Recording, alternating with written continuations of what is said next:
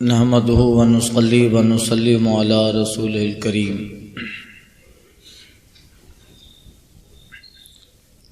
اما بعد فاعوذ بالله من الشيطان الرجيم بسم الله الرحمن الرحيم قال موسى ان تقولون للحق لما جاءكم السحر هذا ولا يفلح الساحرون قالوا اجئتنا لتلفتنا عما وجدنا عليه آباءنا وتكون لكم الكبرياء في الأرض وما نحن لكما بمؤمنين.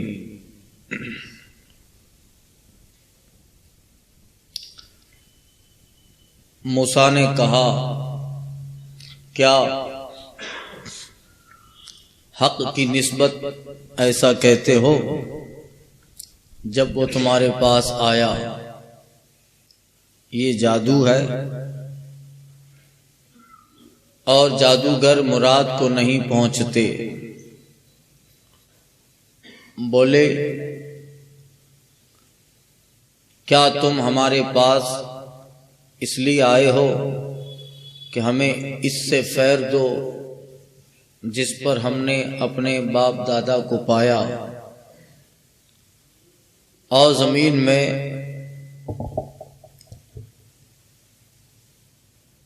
تم ہی دونوں کی بڑائی رہے اور ہم تم پر ایمان لانے کے نہیں. گزشتہ تفسیر دماغ میں لیجئے. کل کا جو بیان تھا حضرت موسیٰ علیہ السلام اور ان ساری چیزوں کا خلاصہ یہ ہو رہا ہے کہ آیت کریمہ مکہ میں اتر رہی ہے اور یہ واقعات بتا کر کفار مکہ کو یہ بتایا جا رہا ہے کہ جس طرح تم سے پہلے لوگوں نے انبیاء کو جھٹلایا اور وہ کامیاب نہ ہوئے، وہ چیزیں تم میں بھی پائی جا رہی ہے کہ نبی آخر الزمان صلی اللہ علیہ وسلم کو تم ان کی نبوت کو جھٹلا رہے ہو. تو اسی تناظر میں حضرت نوح اور ان کے بعد انبیاء کرام کا ذکر ہوا اور پھر حضرت موسیٰ علیہ السلام کا ذکر لایا گیا. چونکہ بنی اسرائیل میں حضرت موسیٰ علیہ السلام کا ایک اپنا مقام تھا اور یہ کفار مکہ بھی جانتے تھے اور اس وقت کے یہود و نصارہ بھی جانتے تھے. اب یہاں کل کے بیان میں جو میں نے عرض کیا حضرت موسیٰ علیہ السلام کس طرح آپ نے تبلیغ فرمائی اور آپ کی پیدائش کا واقعہ بھی ذکر کیا.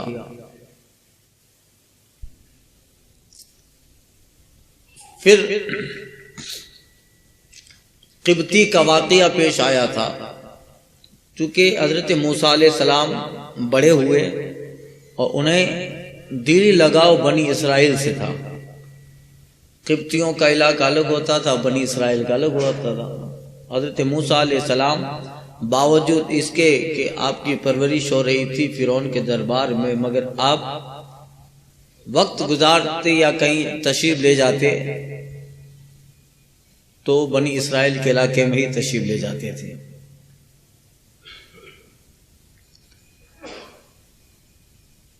پھر وہ قبطی کا واقعہ ذکر ہوا.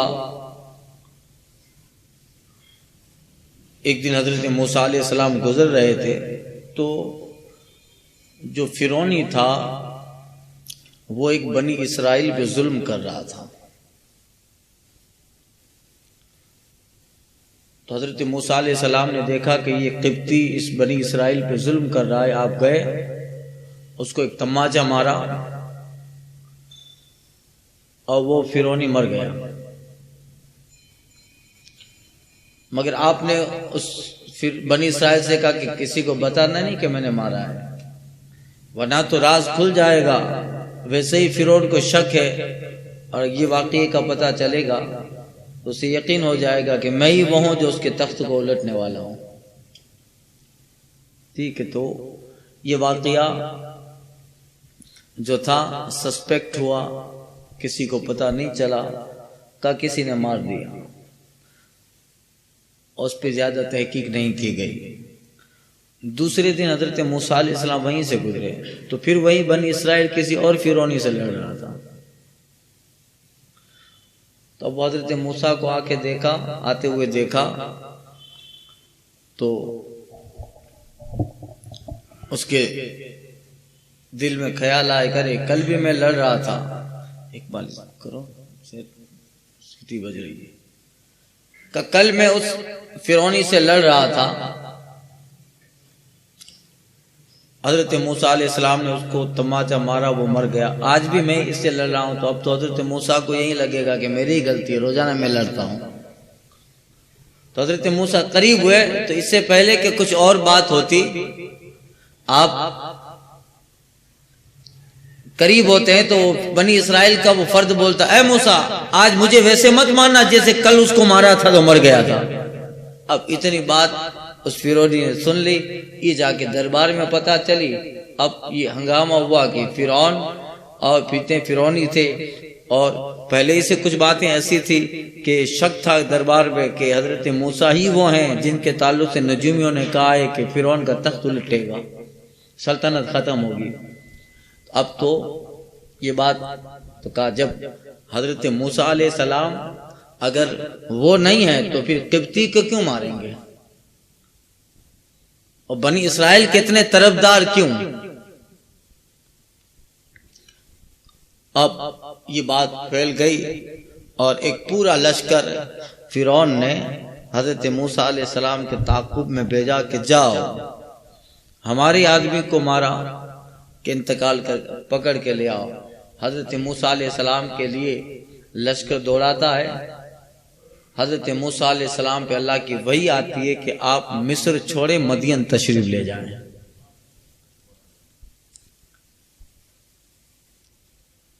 اس زمانے میں مصر سے مدین، Egypt to the Jordan, Egypt سے مصر آنا آج کئی سو کلومیٹر کا فاصلہ ہے، کہاں مصر آیا اور کہاں جارڈن آیا۔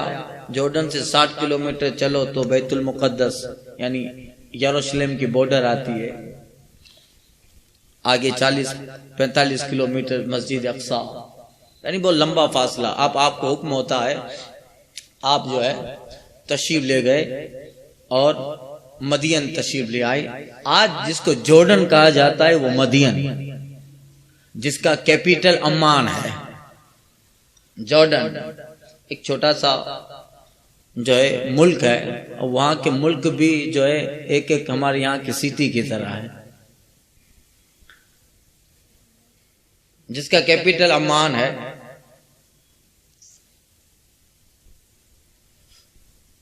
اس کا پرانا نام مدین، اور اللہ تعالیٰ نے وہاں پر حضرت شعیب علیہ السلام کو بھیجا تھا نبوت دے کر۔ قرآن میں ہے وَإِلَىٰ مَدْيَنَ أَخَاهُمْ شُعَيْبًا، اور ہم نے مدین کی طرف ان کے بھائی جناب شعیب کو بھیجا۔ خیر یہ واقعات میں پہلے بھی عرض کر چکا ہوں تفسیر میں۔ حضرت موسیٰ علیہ السلام وہاں تشریف لے گئے۔ جب آپ مدین میں داخل ہوتے ہیں تو اس شہر کے کنارے پر طرف قریہ شہر میں آپ داخل ہوتے ہیں، وہ ایک پانی کا کنواں تھا جہاں 2 صاحبزادیاں چند اور کئی لوگوں کے ساتھ پانی کی قطار میں کنویں کے پاس پانی کی قطار میں پانی بھرنے کے لیے کھڑی ہیں، مگر وہاں بھی ظلم و جبر کا معاملہ تھا۔ 2 صاحبزادیاں نقاب میں ہیں، حیا ہے، شرم ہے، اور چہرے مہرے وضع قطع حیت قضائیہ سے شرافت ٹپک رہی ہے۔ دوسری جو عورتیں پانی بھرنے والی تھی اپنی اپنے باری کاٹ کر کے جو زیادہ زور آور ہے وہ پانی بھر رہی ہے اور ان کو ڈھکیلتی جا رہی ہیں، اور یہ دو صاحبزادیاں سب سے آخر میں موسیٰ علیہ السلام یہ واقعہ دیکھ رہے ہیں۔ یہ پہلی مرتبہ آپ یہ ہے کہ مدین میں داخل ہوئے ہیں۔ پھر حضرت موسیٰ علیہ السلام قریب آئے، کہا آپ کی باری ان نے سب نے کم جو ہے آخر میں رکھی۔ وہ جواب دیتی ہیں کہ یہ سب ظلم کرتے ہیں اور ان کے علاقے ہیں، ان کے پاس پاور ہے، ہم ان سے لڑتی جھگڑتی نہیں ہے۔ موسیٰ علیہ السلام نے برتن لیا اور اس پانی ان کے ہاتھ سے برتن لے کر آپ نے کنویں سے ان دونوں کو پانی بھر کے دیا اور آپ کا وہ شکریہ ادا کرتی ہیں۔ کہا آپ سے کا ذکر ہم اپنے والد گرامی سے کریں گے، اب آپ ایسے نہ جائیں، چلیں۔ حضرت موسیٰ علیہ السلام ان کے ساتھ چلنے لگے، اس طرح کہ وہ جو تھی وہ حضرت موسیٰ علیہ السلام آگے چلنے لگے، وہ پیچھے چلتی، اور حضرت شعیب علیہ السلام کے پاس پہنچتے ہیں۔ حضرت شعیب علیہ السلام اس سے پہلے کہ حضرت موسیٰ علیہ السلام اس علاقے میں آپ کے گھر کے پاس پہنچے، حضرت شعیب علیہ السلام اپنی ریوڑی سے باہر آئے، اپنے چھپر سے باہر آئے، اور آپ کو خوشبو آ رہی تھی۔ آپ ادھر ادھر دیکھتے ہیں کہ یہ تو نبوت اور رسالت کی خوشبو ہے۔ دیکھا تو آپ کی شہزادی آ گئی، سارا واقعہ سنایا حضرت موسیٰ علیہ السلام کا، اور حضرت موسیٰ علیہ السلام سے بیٹھ کے باتیں ہوئی۔ فرعون اور مصر کا سارا حال حضرت موسیٰ علیہ السلام نے حضرت شعیب علیہ السلام کو سنایا۔ پھر تعلقات بڑھے، یہ تو اللہ تعالیٰ یہ سب کارنامے اللہ تعالیٰ یہ سارے واقعات بنا رہا ہے آگے کے لیے، ایک پیغمبر کو دوسرے پیغمبر سے ملاقات اور پھر آگے سب حالات درست ہونے ہیں۔ اس لیے حضرت موسیٰ علیہ السلام وہیں تشریف فرما ہوتے، کئی سال رہے، یہاں تک کہ حضرت شعیب علیہ السلام نے اپنی بیٹی کا نکاح حضرت موسیٰ سے کر دیا۔ پھر مصر کو ایسا ہی چھوڑ دیا کچھ سال حالات، مگر وہاں حضرت موسیٰ علیہ السلام نے اپنے بھائی جناب ہارون کو ضرور چھوڑا ہے، وہ وہاں حضرت موسیٰ کے نیابت ادا کر رہے ہیں، علاقہ سنبھالیں، اور جس طرح تھا وہ خدمت دین اور جو ہے حضرت اللہ کی وحدانیت اور جو تھا وہ تبلیغ دین کر رہے ہیں۔ کچھ سال تک رہے اور یہ پھر لمبے واقعات ہو جائیں گے۔ حضرت موسیٰ علیہ السلام پھر ایک دور آتا ہے، آپ جو ہے اپنی اہلیہ کو لے کر حضرت صفوراں کو لے کر آپ پھر مدین سے اللہ کا حکم ہوتا ہے پھر مصر کے لیے روانہ ہوتا ہے، کیونکہ آپ کو اللہ تعالیٰ نے اسی زمین کے لیے بھیجا ہے، اور آپ کو اللہ تعالیٰ نے جو معجزات عطا فرمائے، کل 9 معجزات میں نے گنائے تھے، وہ اسی لیے ہے کہ یہ سارے فرعون کے دربار میں اور اس کے طاقت، اس کی سلطنت طاغوتی کے خلاف استعمال کرنا ہے، اور جناب موسیٰ خاص فرعون اور فرعونیوں کا زور توڑنے آئے ہیں۔ اس لیے مقصد تو مصر میں ہے، مقصد تو مدین میں نہیں ہے۔ یہاں تو حضرت شعیب علیہ السلام تھے ہی، آپ مدین سے اپنی محترمہ زوجہ محترمہ کو لے کر مصر کے لیے روانہ ہوتے ہیں، اور جب طور کے قریب پہنچے آپ کو تبلیغ نبوت کی اجازت ملتی ہے۔ پھر وہ واقعہ بھی پیش آتا ہے، آپ جا رہے تھے، راستے میں آپ کی بیوی اہلیہ محترمہ وہ پریگننٹ تھی، راستے میں ان کو درد اٹھا، درد ذہ، پین آف ڈیلیوری، اندھیری رات تھی۔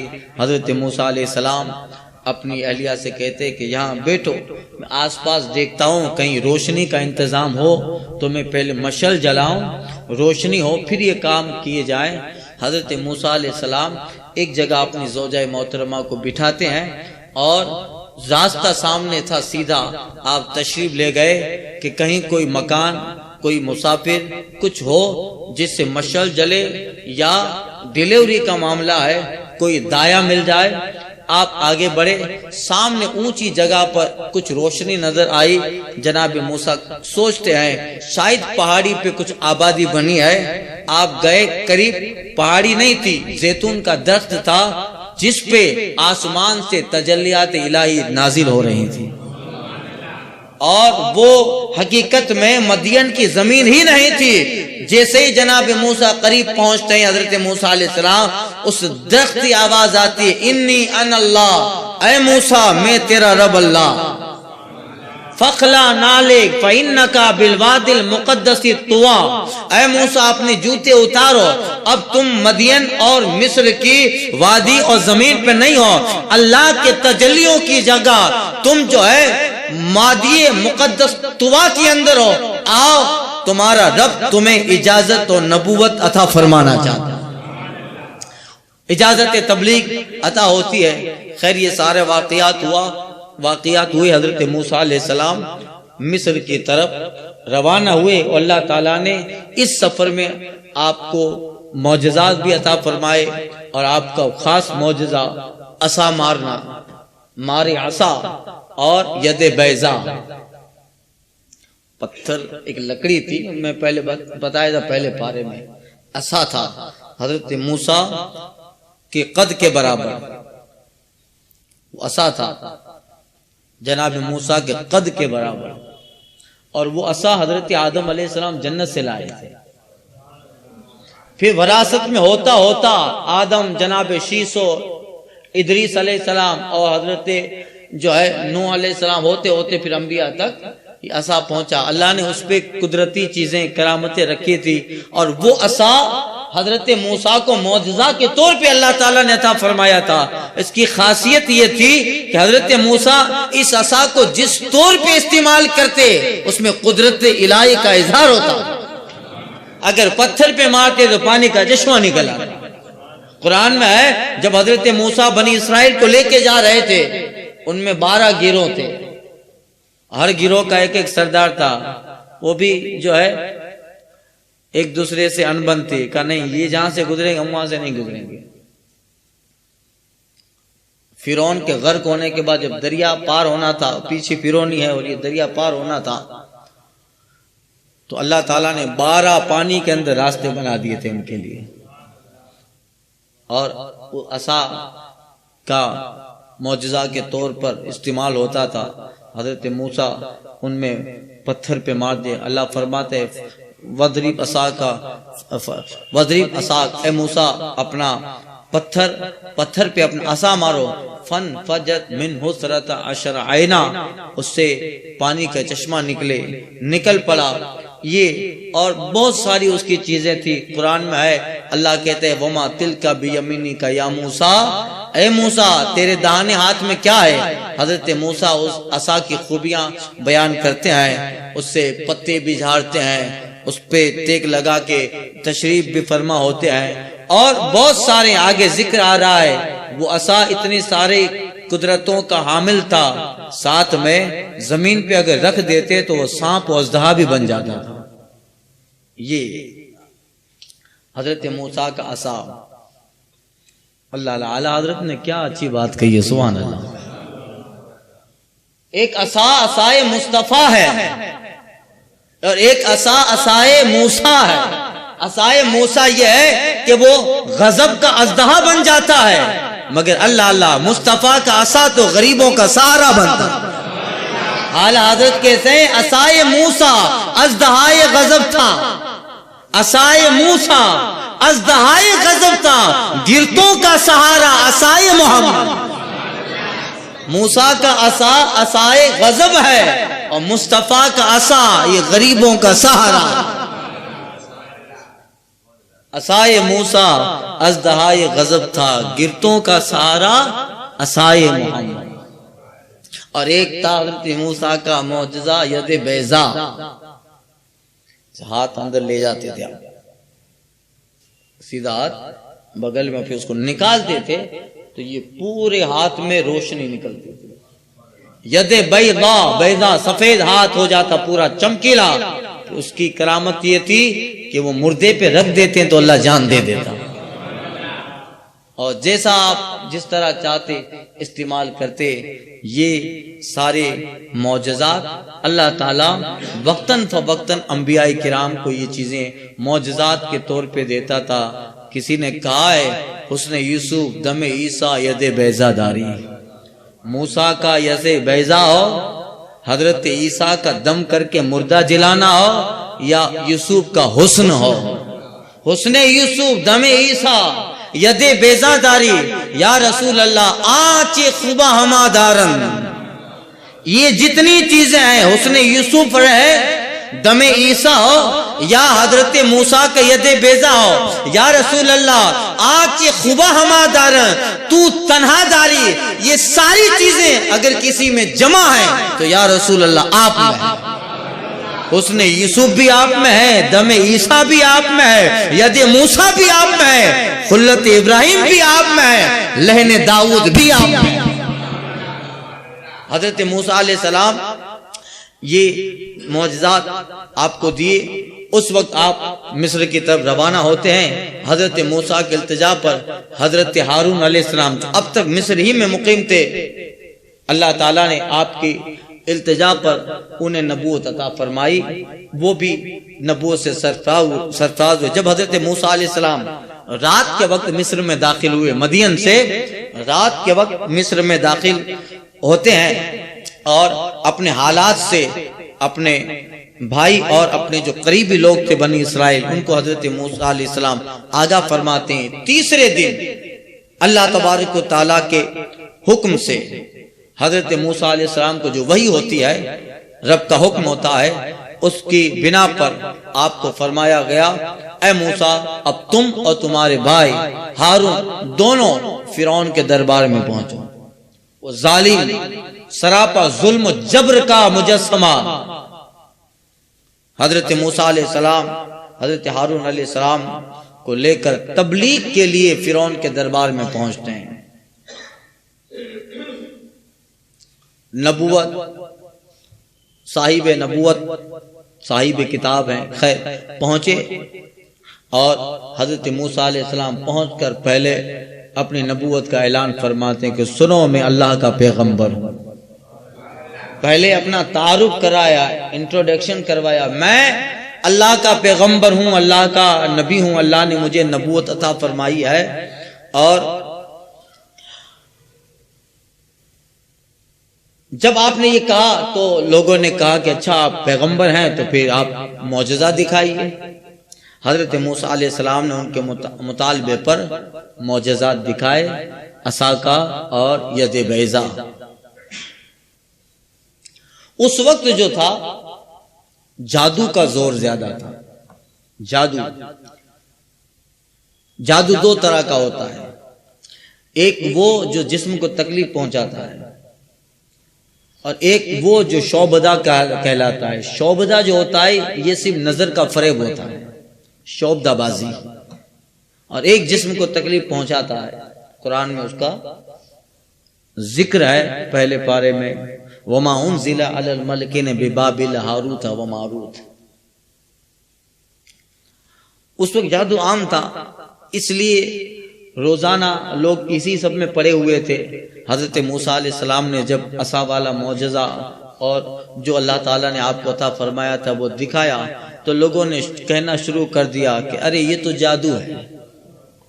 کیا کہا قرآن کہتا ہے قال موسیٰ تقولون للحق لما جاءکم. موسیٰ نے کہا حق کی نسبت ایسا کہتے ہو کہ یہ جادو ہے جو تمہارے پاس حق آیا. السحر ھذا, تم کہتے ہو کہ یہ جادو ہے. اب دیکھیے ان کے اس کہنے پر کہ یہ جادو ہے, حضرت موسیٰ علیہ السلام نے فرعون اور فرعونیوں کے سامنے اس دربار میں اتنا زبردست خطاب فرمایا, تقریر فرمائی, اور آپ کی تقریر میں نبوت کی جھلکیاں اور صداقت اور بلا خوف اور بلا ہیبت فرعون اس طرح زبردست آپ منطقانہ اور فلسفانہ حکیمانہ انداز سے خطاب فرماتے ہیں کہ سارے درباریوں کے دماغ میں یہ بات بٹھ گئی کہ موسیٰ ہی حق ہیں. اس طرح آپ نے جو ہے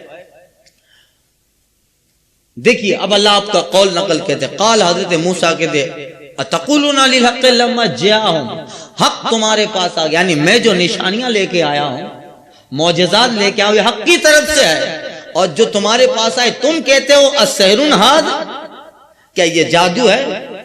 اب دیکھیے حضرت موسیٰ علیہ السلام نے عالمانہ فصیحانہ طریقے پر منطقی استدلال سے ان کی تردید کی جو کہتے تھے کہ یہ جادو ہے. اتقولون.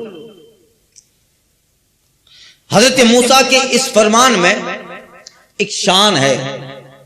آپ فرما رہے ہیں تمہارے پاس حق آ گیا. میں یہ جو دلائل لے کے آیا ہوں، نشانیاں اور بینات لے کے آیا ہوں، یہ حق ہے تو تمہارے پاس حق آ گیا. یعنی تم اسے ہر طرح سے دیکھ سکتے ہو. میرے جو یہ معجزات ہیں، یہ بینات ہیں، تم اسے دیکھ سکتے ہو کیونکہ یہ تمہارے پاس موجود ہے. اور جادو جو ہوتا ہے وہ کسی کے پاس نہیں ہوتا.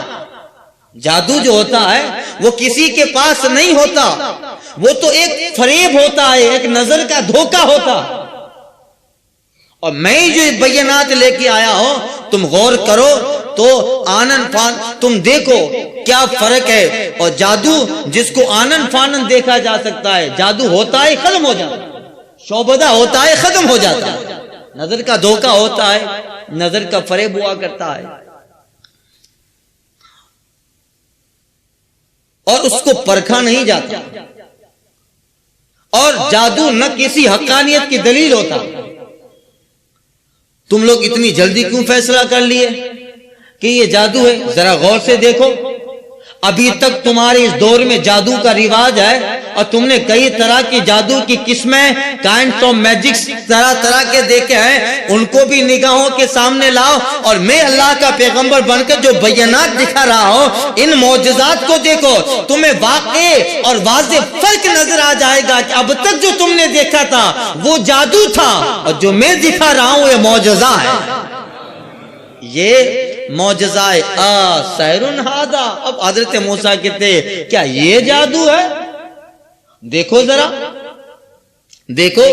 یہ اب دیکھیے، آپ کے اس کلام کو سن کر، آپ کی اس خطاب کو، تقریر کو سن کر درباری اور فرعون ان سب میں جرأت نہ تھی کہ آپ کی ان دلیل، آپ کی ان باتوں کو توڑ سکے، بلکہ سب پر حیرت تو سکتہ تاری اور عجیب خاموشی تاری تھی. کیسا نظارہ ہوگا وہ جب تمام جابر و ظالم ایک طرف اور حضرت موسیٰ اور جناب ہارون علیہ السلام ایک طرف. کسی میں تاب نہیں ہے کہ حضرت اور چونکہ بھلے فرعون ظالم، اس کے درباری ظالم تھے، مگر نبوت کی اپنی ہیبت ہوا کرتی ہے. جنہیں اللہ حق دیتا ہے، صداقت دیتا ہے، ان کی اپنی ایک ہیبت ہوا کرتی ہے. جو ظالم و جابر کے سامنے وہ جب حق اعلائے کلمت الحق کرتے ہیں، ان کا ایک اپنا مقام ہوتا ہے. بھلے فرعون و فرعونیوں کے پاس ہر طرح کے اسلحے، طاقت، تخت، زمین مصر سب ان کا ہے، مگر حضرت موسیٰ جو خطاب کر رہے ہیں، نبوت اور رسالت کی جھلکیاں ہیں جن کے اندر، اور کلام میں ایسی ہیبت ہے کہ فرعون سمیت سارا دربار سکتے میں ہے. کوئی تو ہو جو آگے بڑھ کے جواب دے. یہ سرکار صلی اللہ علیہ وسلم بھی فرماتے ہیں نصیت بالرعب مسیرۃ شہر. حضور کہتے ہیں مجھے اللہ تعالیٰ نے ایک چیز عطا فرمائی ہے. وہ کیا ہے؟ آقا کہتا ہے کہ اللہ نے میرا ڈر 1 مہینے کی مسافت پر دشمن کے دل میں ڈال دیا ہے. میرا دشمن 1 مہینے کے فاصلے پر ڈسٹینس پر ہے، اور وہاں سے نکل کر مدینہ میں مجھ پر میرے لوگوں پہ حملہ کرنے کی کوشش کرتا ہے. بھلے وہ اپنے گمان میں کچھ بھی سوچتا ہو، مگر جب نکلتا ہے مدینہ سے 1 مہینہ دور ہے، مگر میرا رب اس کے دل میں میرا ڈر ڈال دیتا ہے. آقا کہتے ہیں نصیت بالرعب مسیرۃ شہر. میں اللہ تعالیٰ کی بارگاہ سے مجھے یہ جو ہے اعجاز ملا ہے کہ میرا ڈر دشمن کے دل میں 1 مہینے کی مسافت پر ہے. اور یہ حضور کے حقانی علماء جو نائبین ان میں بھی ہوتا ہے. حقانی علماء جسے علماء حق جسے کہتے ہیں، وہ بھی جب بات کریں گے تو وہ بلا خوف لومت لائم، بغیر کسی کو منصب، جا، ان کی ہیبت، ان سب کو خاطر میں نہیں لاتے. ان کا مقصد صرف اللہ کا دین لوگوں تک پہنچانا. حضرت سفیان ثوری رحمۃ اللہ تعالیٰ علیہ بادشاہ دربار میں پہنچے تھے اور کھڑے رہ کر اس کے تخت کے سامنے حضرت سفیان ثوری کہتے او بادشاہ، غریبوں کا خون چوستا ہے، مزدوروں کو مزدوری نہیں دیتا، ارے غوث اعظم کی بارگاہ میں آیا تھا عباسی خلیفہ، حضرت کی بارگاہ میں ہدیہ دینے آیا تھا کہ عبد القادر جیلانی کا بڑا نام ہے، سارا عراق ان کے دربار میں لگا رہتا ہے، کہا چلو ان کی بھی محبت حاصل کریں۔ دربار میں آیا اور غوث اعظم رضی اللہ تعالیٰ کی بارگاہ میں آ کر جو ہے سونے کے سکوں سے بھری ہوئی تھیلی پیش کرتا ہے۔ حضرت کہتے ہیں لے جا، مجھے قبول نہیں ہے یہ۔ اب عراق کا بادشاہ، سلطنت عراق کا بادشاہ درباریوں سمیت جاؤ حشمت کے ساتھ اپنے وقار اور شاہانہ ٹھاٹ باز کے ساتھ عبد القادر کی خانقاہ میں آیا ہے، مگر اللہ اللہ حضرت کہتے لے جا، یہ ہمیں قبول نہیں ہے۔ اب وہ دیکھتا ہے کہ اگر قبول نہ ہوگا تو پھر عزت کیا رہے گی وزیروں کے سامنے، کہ نہیں قبول کیجئے۔ حضرت کہتے ہمیں قبول نہیں ہے۔ تیسری مرتبہ کہا تو غوث اعظم جلال میں آئے، جلال میں آ کے اس کی تھیلی لیتے ہیں جس میں سونے کے سکے پڑے ہیں اور اس کو دبایا۔ غوث اعظم نے جب دبایا تو اندر تو سونا ہے، سکے ہیں سونے کے، مگر تھیلی کو دباتے ہیں تو خون ٹپکنے لگتا ہے۔ حضرت کہتے یہ مجھے دینے آیا ہے، غریبوں کا خون ٹپک رہا ہے، اگر تیرے عباسی ہونے کا خیال نہ ہوتا اسی خون سے تیرے محل کی دیواریں رنگین بنا دیتا۔ جا لے جا، مجھے اس کی ضرورت نہیں ہے، پہلے جن کا حق ہے ان حقداروں تک حق پہنچا، یہ انہی کا حق ہے۔ اور عبد القادر کے پاس لے کے آیا ہے، اگر تیرے عباسی ہونے کا مجھے خوف نہ ہوتا اور رعایت نہ ہوتی تو یہ خون یہاں سے نکل کر میری خانقاہ سے نکل کر تیرے محل کو ڈھانپ لیتا اور رنگین کر دیتا۔ ڈر نہیں رہتا ہے، خوف نہیں رہتا ہے، جنہیں اللہ کے دین کو آگے بڑھانا ہے، اللہ کے دین کی جنہیں تبلیغ کرنی ہے۔ اقبال کہتا ہے کہ ہم ہی ایک تیرے مار کاراؤں میں، کبھی خشکیوں میں لڑتے تو کبھی دریاؤں میں، دی اذانے کبھی یورپ کے کلیساؤں میں، کبھی افریقہ کے تپتے ہوئے صحراؤں میں۔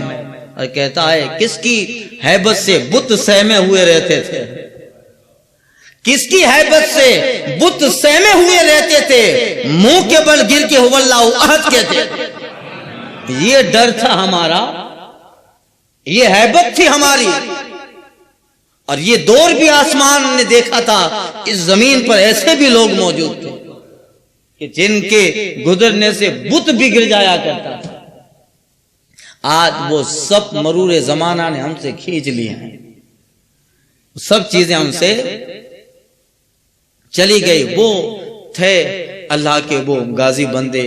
اقبال نے ایک جگہ اور قصیدہ پڑھا ہے ان کا، الہی تیرے پرس غازی تیرے پر اسرار بندے، جن کو تو نے بخشا ہے ذوق خدائی، دو نیم ان کی ٹھوکر میں صحرا وہ دریا، سمٹ کے پار ان کی ہیبت سے رائی، دو عالم سے کرتی ہے بیگانہ دل کو، عجب چیز لذت آشنائی، شہادت مطلوب و مقصود مومن، نہ مال غنیمت نہ کشور کشائی۔ یہ تھا، آج تو کوئی نہیں ڈرتا ہے، بلکہ سامنے سینہ تان کے آ رہے ہیں ہمارے، اور پتہ چلتا ہے یہ مسلمان ہیں تو زیادہ ڈراتے ہیں، زیادہ دھمکاتے ہیں۔ حقیقت یہ ہے غلطی ان کی نہیں ہے، ہم نے مصطفیٰ جان رحمت کا دین اپنے پس پشت ڈال دیا۔ حضور کی سیرت پر اللہ سے نہ ڈرنے والا مخلوق سے ڈرے گا، اور جو رب سے ڈرتا ہے اللہ تعالیٰ جس دل میں اپنا ڈر لگائے گا اس دل میں مخلوق کا ڈر نہیں آئے گا۔ حضرت سفیان ثوری بادشاہ کو کہتا ہے یہ سب کیا کر رہا ہے، اتنا بڑا محل تعمیر کیا ہے، اس کی دیواروں میں کتنے غریبوں کا پسینہ شامل ہے، اس کی ایک ایک اینٹ تیرے نام اعمال میں رکھی جائے گی، اور دوسرے پلے میں غریب کا پسینہ بھی رکھا جائے گا۔ اتنا زوردار تقریر کرتے ہیں حضرت سفیان ثوری، بادشاہ کے رونگٹے کھڑے ہو گئے، چلے گئے، جاتے جاتے کہے گئے سدھر جا ورنہ تخت بھی نہیں رہے گا، تاج بھی نہیں رہے گا، اور رب جلال میں آئے گا تو گدے سے اٹھا کے گدھے پہ بٹھا دے گا۔ یہی سب حکومت و اقتدار ہمیشہ تھوڑے نہ رہتا ہے، عارضی چیز ہے، مسافر خانے ہیں، یہ جاتا ہے تو دوسرا آتا ہے، وہ جائے گا تو تیسرا آئے گا، سرائے ہے، یہ تو کیا ہے، مسافر خانے ہیں، کسی کو یہاں دوام نہیں ہے، کوئی نہ اپنی عمارت پہ اترا ہے، نہ کوئی طاقت پہ اترا ہے، نہ دولت کے انبار پہ اترا ہے. یہ عارضی چیزیں ہیں, آتی ہیں چلی جاتی ہے. آج ان کے پاس ہے, کل ہمارے پاس, پرسوں پھر ان کے پاس آ جائے گی. تلک الایام نداولھا بین الناس. اللہ باریاں مقرر کرتا ہے اور آزماتا ہے بندے کو. ہمیشہ کی چیزیں تو ہے نہیں یہ. خیر, حضرت سفیان ثوری نے اتنی زوردار تقریر کی, وہ بادشاہ مبہوت ہو گیا. پھر کچھ درباریوں نے کان بھرے, کہ وہ اتنا بول گیا, آپ بادشاہ ہیں, آپ کو بول گیا. یہ پاس میں رہنے والے معاملہ گڑبڑ کرتے ہیں, مشورہ دینے والے بادشاہ کو جلا لائے, کرے میری انسلٹ ہو گئی, عزت نفس کا خیال آیا, کہ ڈھونڈو جہاں ملے مار دو سفیان ثوری کو. پتہ چلا حرم شریف میں پہنچ گئے ہیں. بادشاہ فوج سمیت حرم میں داخل ہوا.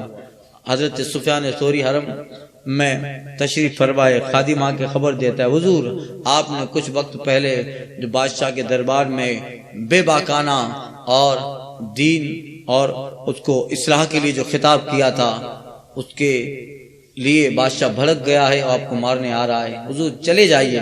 حضرت سفیان ثوری کہتے ہیں, حرم میں ہوں, اس سے بہتر کوئی جگہ ہے کہ چلا جاؤں؟ اس سے بہتر بھی کوئی جگہ ہے, حرم میں ہوں. اور بندہ جب تک حرم میں ہے اللہ کا مہمان ہے, رب کا مہمان, رب میزبان ہے. حضرت سفیان ثوری کچھ نہیں کیے, خانہ کعبہ کا غلاف پکڑا, کہا مولا تیرے گھر میں تیرا مہمان ہوں. اور اصول یہ ہے کہ مہمان کی عزت میزبان کی عزت ہوا کرتی ہے. اور تیرے حرم میں رہوں اور دشمن حرم میں آ کے مجھے تکلیف پہنچائے تو پھر مولا میری اور تیری دوستی کیسی؟ اے اللہ میری اور تیری دوستی, ولی اللہ تھے, اللہ کے دوست تھے. اللہ عرض کرنا تھا. اب رب اپنے بندوں کی سنتا ہے. اب تھوڑی دیر کے بعد خبر ملتی ہے, حضرت بادشاہ بڑے تم تراک میں آ رہا تھا, جیسے ہی حرم میں داخل ہوا پاؤں میں پتھر لگا اور حرم میں داخل ہونے سے پہلے ہی مر گئے. یہ ہوتا ہے کہ یہ دور تھا مسلمانوں کا, یہ وقت تھا جب ان کے سینے رسول اللہ صلی اللہ علیہ وسلم کی سیرت سے آباد تھے. راتوں میں مشکات شریف میں حدیث گزر چکی نا, اس امت کی شان تورات میں لکھی ہوئی ہے, دویون لیلے کا باللیل دویون کا دوی النحل. اس امت کی شان یہ ہے کہ ان کی آبادیوں سے گزر جاؤ تو رات کو شہد کے مکھیوں کے بنبنانے کی طرح آوازیں آئے گی. یعنی جس طرح شہد کی مکھیاں بنبناتی ہے, مسلمانوں کے علاقوں میں رات کو گزر جاؤ تو قرآن کی تلاوت کی آوازیں شہد کی مکھیوں کی طرح آئے گی. آ رہی ہے, ٹی وی کی آواز آ رہی ہے, کبھی ساس بہو بن رہی ہے, کبھی بہو ساس بن رہی ہے, یہی سب آوازیں آ رہی ہیں. تو وہ دور تھا اور وہ وقت بھی اللہ تعالیٰ پھر حسن عمل کی توفیق عطا فرمائے. خیر, اتنی زوردار تقریر فرمائی اور فلسفیانہ منطقانہ فصیحانہ خطاب حضرت موسیٰ علیہ السلام فرماتے ہیں. سارے درباری مبہوت ہو گئے اور کسی میں کچھ سکت نہ تھی. حضرت موسیٰ علیہ السلام فرماتے ہیں, قالو, آپ فرماتے ولا یفلح الساحرون, تم کہتے ہو یہ جادو ہے. ارے ذرا غور تو کرو, مقام غور ہے. کبھی جادوگر بھی اس شان و شوکت سے آتا ہے؟ اللہ, کبھی جادوگر بھی اس شان و شوکت کے ساتھ روب و ہیبت اور بے خوف و خطر جابر حاکم کے سامنے اور اس کے مقابلے میں آتا ہے اور اس کے سارے تمام قول و کردار عقائد کو غلط و جھوٹا کہہ سکتا ہے؟ کسی جادوگر میں ایسی طاقت نہیں ہوتی ہے. سنو, میں اللہ کا نبی ہوں, میرا حال دیکھو, یہ جو روب ہے, جو میری طاقت ہے, اور میں اتنے بڑے ظالم جابر کے اور اتنی سلطنت کے درباریوں کے سامنے جو یہ میں کہہ رہا ہوں, تنے تنا میں اور میرے بھائی جناب ہارون ہے. کیا جادوگر کو بھی یہ طاقت ہوتی ہے؟ نہیں. کہ ذرا غور کرو. اور جو ہے کبھی بھی اس طرح کسی جادوگر کی اتنی ہمت و جرت نہیں ہو سکتی. اور جادوگر کتنا ہی بڑا کیوں نہ ہو, اتنی بے باکی اور اس کے ساتھ اتنے کمال نہیں ہو سکتے. اس کا تو حال یہ ہے. حضرت موسیٰ کہتے ہیں ولا یفلح الساحرون, جادوگر کبھی کامیابی نہیں پاتا. جادوگر کبھی کامیابی نہیں پاتا ہے، اس کے مقدر میں ذلت ہے، اس کے مقدر میں رسوائی ہے۔ یہ کیوں کہہ رہے ہیں؟ اس لیے کہ ان لوگوں کا دور جادو کا ہے، اور یہ حضرت موسیٰ اس لیے کہہ رہے ہیں کہ تم نے بھی آبادی میں ہزاروں جادوگر دیکھے ہیں، بتاؤ کون سا جادوگر کامیاب ہوا ہے؟ تھوڑی دیر کے لیے جادوگر کبھی کامیاب نہیں ہوتا۔ اس لیے ہمارے دین میں اس کے لیے بہت رسول اللہ نے وعید فرمائی ہے۔ تھوڑی تھوڑی باتوں کے لیے جو ہے کالا دھولا ٹونا، اور جس کے تھا اس بابا اس بابا کے پاس پہنچ جاتی ہیں۔ عورتیں جو کہ زیادہ ملوث ہیں، اس لیے مونس کا سے کا استعمال کیا۔ حدیث شریف میں آیا ہے کہ جو جادو استعمال کرتا ہے، چاہے وہ کسی اعتبار سے کرے، کسی کو نیچا گرانے، رزق بند کرنے، بندی، جو جادو کا استعمال، آقا کہتے ہیں اس کا خاتمہ ایمان پہ نہیں ہوگا، اس کا خاتمہ ایمان پہ نہیں ہوتا، بلکہ حدیث پاک میں جناب ام المومنین عائشہ صدیقہ رضی اللہ عنہا کی روایت ہے، جادوگر کے دل سے ایمان نکل جایا کرتا، اتنی اس کی وعیدیں آئی ہیں، اتنی وعیدیں ہیں، وہ کبھی بھی کامیاب نہیں ہوتا ہے، اور اس کا چہرہ اور وہ میں پہلے پارے میں حضرت سلیمان علیہ السلام کا ذکر آیا تھا، وما انزل علی الملکین ببابل ہاروت وماروت، آیت کریمہ واتبعوا ما تتلو الشیاطین علی ملک سلیمان وما کفر سلیمان ولکن الشیاطین کفروا یعلمون الناس السحر، اس کے تعلق سے جادو کی قسمیں بھی بتائی تھی، کس طرح کے جادو ہوتے ہیں، کس طرح سے وار ہوتے ہیں۔ تو یہی ہے مطلب مختصر یہ کہ ولا یفلح الساحرون، جادوگر کبھی کامیاب نہیں ہوتا، نہ دنیا میں اور نہ آخرت میں۔ تو اس کی جو وعید ہیں، اللہ اللہ، اس کو جب پڑھتے ہیں رونگٹے کھڑے ہو جاتے ہیں۔ اللہ تعالیٰ اس نحوست سے بچائے۔ کبھی کبھی ایسے حالات ہو تو بندے کو صبر کرنا چاہیے، صبر بھی بہت بڑی چیز ہے۔ وہ آج کل تو سب دھندا بنا لیا ہے لوگوں نے، بلکہ کچھ لوگ آ کر خبر دیتے ہیں کہ ہمارے معاشرے سے کچھ لوگ کافروں جوگیوں کے پاس جا رہے ہیں۔ واقعات آپ کو سب کو معلوم ہے، ایسے واقعات کافی ہیں ہر جگہ۔ اللہ اس نحوست سے مسلمان کی آبادیوں کو محفوظ فرمائے۔ جب بندے کے پاس کچھ نہیں ہوتا تو انہی سب چیزوں سے کام کرتے ہیں، پھر اسی سے کام نکلواتے ہیں۔ حضور شیخ شیخ سنت پہ جادو کیا تھا، اور بہت سارے بزرگوں پر،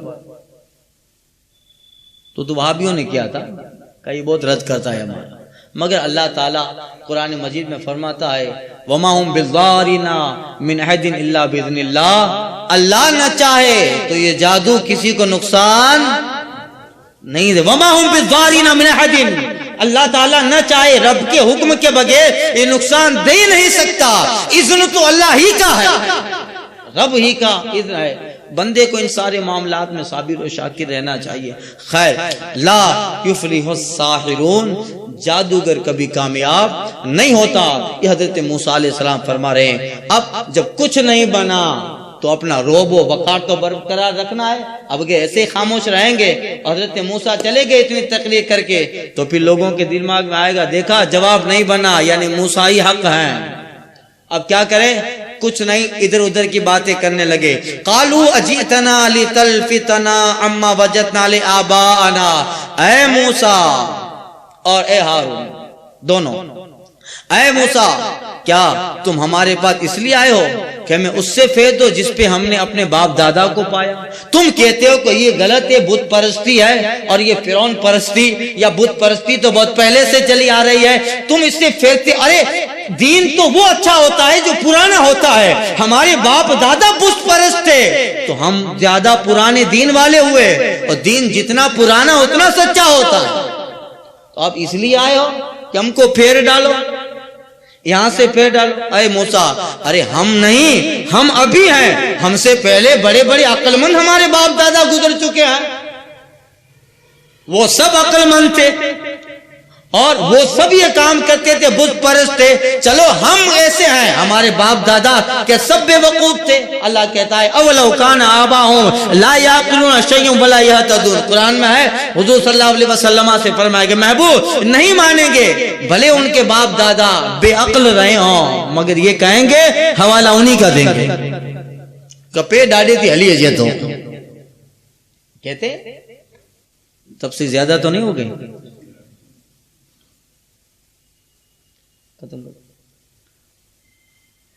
اولو کان آباؤہم لا یعقلون شیئا ولا یہتدون۔ تو یہ وہ لوگ اس لیے کہہ رہے ہیں حضرت موسیٰ سے کہ ہم تو بہت صدیوں سے چلے آ رہے ہیں، صدیوں سے باپ دادا یہی کرتے آ رہے تھے، ابھی تک تو کسی نے نہیں بتایا، اور جو دین پرانا ہوتا ہے وہی حق ہوتا ہے۔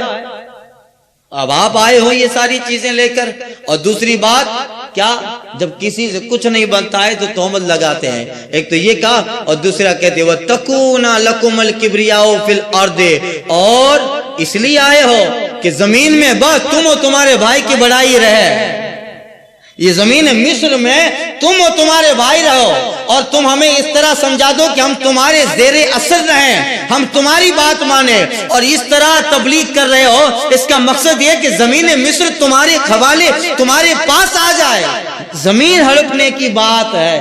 حضرت موسیٰ کہتے ہیں کیا